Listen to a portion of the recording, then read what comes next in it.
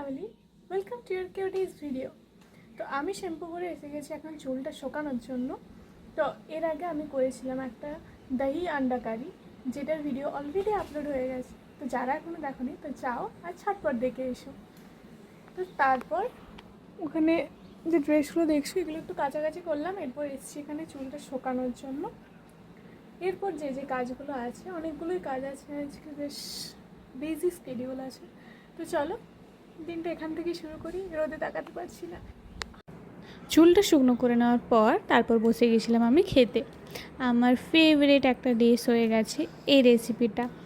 দারুণ লাগছিল খেতে, দহি আন্ডা কারি, ব্যাস চুমো, অসাধারণ খেতে লাগছিলো। তোমরা কি ট্রাই করেছো এখনো? ক্রিম রেডি, স্পঞ্জ রেডি, গ্লাসও রেডি।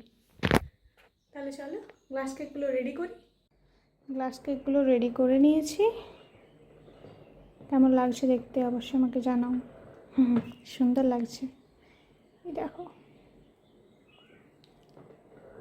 ভর্তি আছে, একদম ভর্তি আছে কেক আর ক্রিম। এগুলো বেশিরভাগ খাওয়া হয় শুধুমাত্র কেকটা খাওয়ার জন্য, যাতে ক্রিমটা কম খাওয়া হয়। আর আমার জন্য এই যে এতক্ষণ ধরে বানাচ্ছিলাম, তাই এটা আমার। क्या है ये? खाने में तो बहुत tasty. Hey family, welcome to your today's video.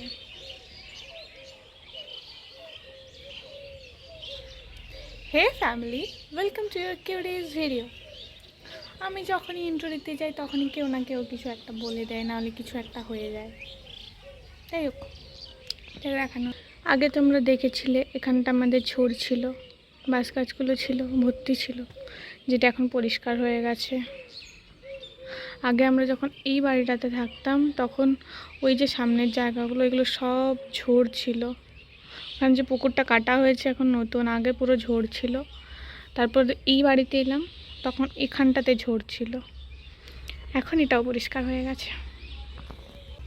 এটাতে তাহলে বলাই যায় আগে ঝোড়ের মধ্যে ঘর ছিল আর এখন ঘরের মধ্যে ঝোড় আছে। এই দেখো আমার মা আমাকে ঘুম থেকে তুলে দিল যে বাইরে, আমি অনেকদিন ধরে বলছিলাম যে বাইরে যাব কোনো দিকে ঘুরতে, তো সেই কারণে আজকে আমাকে ঘুম থেকে তুলে দিল। তারপর নিজে এখানে এসে গল্প করছে। কি বলা যায়, এরকম মহিলাদের গল্প পেলে এরা আর কিছু চায় না। দেখো ফোন করলাম তখনও আসেনি, তারপরও গল্প আর বন্ধই হচ্ছে না। কি আর বলি এদের। অনেকটাই লেট হয়ে গিয়েছিল, তাই বাইরে আর কোথাও যাওয়া হলো না। বাইরের উঠোনটাতে বসে বসে এই পাখিগুলোকে দেখছিলাম, কি সুন্দর উড়ে বেড়াচ্ছে নিজের ইচ্ছে মতো, যেদিকে খুশি যাচ্ছে।